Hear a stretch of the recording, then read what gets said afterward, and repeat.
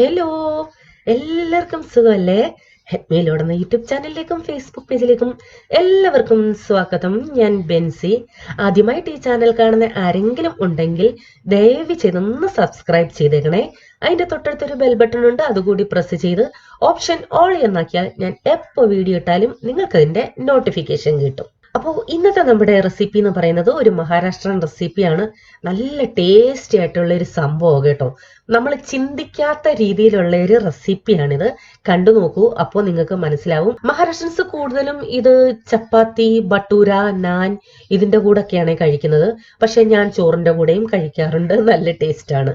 അപ്പൊ നമുക്ക് നേരെ റെസിപ്പിയിലോട്ട് പോകാം. റെസിപ്പിയുടെ പേര് പറയാൻ ഞാൻ മറന്നു. പിത്തല എന്നാണ് ഇതിന്റെ പേര്. കേട്ടിട്ട് ചിരിക്കണ്ട. ചില ഡിഷുകളുടെ പേര് കേട്ടാൽ നമുക്ക് ഭയങ്കര ചിരി വരും. അപ്പൊ അതിനുവേണ്ടി ആദ്യം തന്നെ ഞാനിവിടെ 1 കപ്പ് കടലമാവ് എടുത്തിരിക്കുന്നത്. നമുക്കതൊന്ന് ഇച്ചിരി കട്ട പിടിച്ചു പോയേ, അപ്പോൾ അതുകൊണ്ടൊന്ന് അരിച്ചെടുക്കാം. ഇനി നമുക്കത് ഒട്ടും കട്ടയില്ലാതെ നന്നായിട്ട് കലക്കിയെടുക്കണം. അപ്പോൾ കലക്കുമ്പോൾ ഇത്തിരി വെള്ളം കൂടിപ്പോയോ കുറഞ്ഞു പോയോ അങ്ങനെയൊന്നും പേടിക്കേണ്ട കേട്ടോ. നമുക്കിനി ഇതിൽ വെള്ളം ചേർക്കാനുള്ളയാ. ഇത് നന്നായിട്ട് കട്ടയൊന്നുമില്ലാതെ കലക്കിയെടുത്തിട്ടുണ്ട്. ഇനി പാൻ വെച്ച ശേഷം ഒരു 2 ടേബിൾ സ്പൂൺ ഓയിൽ ഒഴിച്ചു കൊടുക്കും. 1/2 ടീസ്പൂൺ കടുക്, 1/2 ടീസ്പൂൺ നല്ല ജീരകം, ചെറിയ ജീരകം നന്നായിട്ട് പൊട്ടിയ ശേഷം ഒരു 2 നുള്ളു കായത്തിന്റെ പൊടി, കുറച്ച് കറിവേപ്പില. ഇനി വലിയ ഒരു സവോള ഇങ്ങനെ ചെറുതായിട്ട് അരിഞ്ഞത്. ഉള്ളി ചെറുതായിട്ടൊന്ന് കളർ മാറി തുടങ്ങി. ഇനി നമുക്കിതിലേക്ക് 10 അല്ലി വെളുത്തുള്ളി, ഒരു 5 പച്ചമുളകും ഇതുപോലെ ചതച്ചതാണ്. പേസ്റ്റ് ആക്കുന്നതിനേക്കാളും അരിഞ്ഞിടുന്നതിനേക്കാളും ഏറ്റവും നല്ലത് ഇങ്ങനെ ചതച്ച് തന്നെ ഇടുന്നതാണ്. 1/2 ടേബിൾ സ്പൂൺ മഞ്ഞൾപ്പൊടി.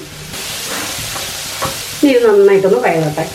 ഉള്ളി നന്നായിട്ട് ഗോൾഡൻ കളറായിട്ടുണ്ട്. ഇനി നമുക്കിതിലേക്ക് കലക്കി വെച്ചിരിക്കുന്ന കടലപ്പൊടിയുടെ ഒഴിച്ചു കൊടുക്കാം.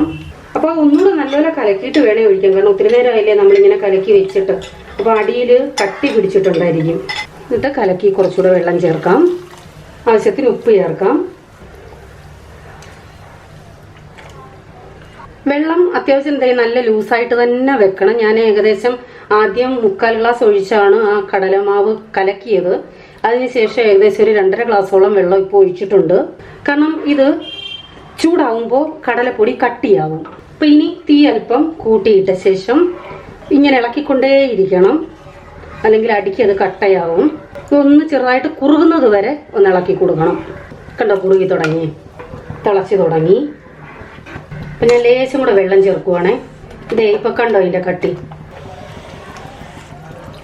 കാരണം നമ്മുടെ കറി ഇനി ഇത് കുറേ നേരം കിടന്ന് വേവാനുള്ളതാണ്. അല്ലെങ്കിൽ ആ കടലമാവിനൊരു പച്ച സ്മെല്ലല്ലേ, പച്ച മണമാണ്.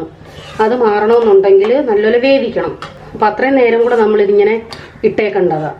ഉപ്പൊക്കെ നോക്കണം. എന്നിട്ട് ഇത് നന്നായിട്ട് കുറുകി തുടങ്ങി, തിളച്ചും കഴിഞ്ഞു. ഇനി നമുക്കിത് കുറഞ്ഞതൊരു 10 മിനിറ്റ് ചെറിയ ഫ്ലെയിമിൽ ഇങ്ങനെ അടച്ചിട്ടേക്കാം. നിങ്ങൾക്ക് അടിക്ക് പിടിക്കുന്നു സംശയം തോന്നുന്നു എങ്കിൽ ഇടയ്ക്കൊന്ന് ഇളക്കി കൊടുത്തേരെ. അങ്ങനെയെങ്കിൽ മാത്രമേ നമ്മുടെ ഈ മാവ് വേവത്തുള്ളൂ. ചെറുതീയിൽ ഒരു 10 മിനിറ്റ് കഴിഞ്ഞു. ഞാൻ ഇടയ്ക്ക് ഒരു പ്രാവശ്യം ഒന്ന് ഇളക്കി കൊടുത്തായിരുന്നു.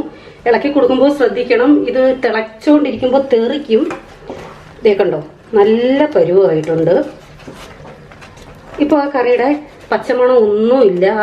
അതായത് കടലമാവിൻ്റെ പച്ചമണം ഒന്നുമില്ല. ഇനി നമുക്കിതിലേക്ക് നന്നായിട്ട് മല്ലിയില ചേർക്കാം. മഹാരാഷ്ട്രൻസിൻ്റെ കറികളിലെ പ്രധാന ഒരു ഇൻഗ്രീഡിയൻ്റ് ആണ് മല്ലിയില. അപ്പോൾ ഈ കറിക്ക് അതിൻ്റെ ആ ടേസ്റ്റ് തരുന്നത് തന്നെ മല്ലിയിലയാണ്. നിങ്ങൾ ഒരു പ്രാവശ്യമെങ്കിലും ഒന്ന് ട്രൈ ചെയ്ത് നോക്കണേ, എങ്കിലേ ഇതിൻ്റെ ടേസ്റ്റ് നിങ്ങൾക്ക് മനസ്സിലാവത്തുള്ളൂ. അപ്പോൾ എല്ലാവർക്കും മഹാരാഷ്ട്രൻ ടേസ്റ്റ് ഇഷ്ടപ്പെടണമെന്നില്ല. ഒരു പ്രാവശ്യം ഒരു ഇച്ചിരി ഉണ്ടാക്കി നോക്കി, ഇഷ്ടപ്പെട്ടില്ലെങ്കിൽ പിന്നെ ഉണ്ടാക്കണ്ടല്ലോ. അത്രയേ ഉള്ളൂ. നമുക്ക് ഓഫ് ചെയ്യാം. ഈ വീഡിയോ ഇഷ്ടമായെങ്കിൽ ലൈക്ക് ചെയ്യാൻ മറക്കല്ലേ. അപ്പോൾ വീണ്ടും പുതിയ വീഡിയോയുമായി വരാം. Till then bye. God bless you.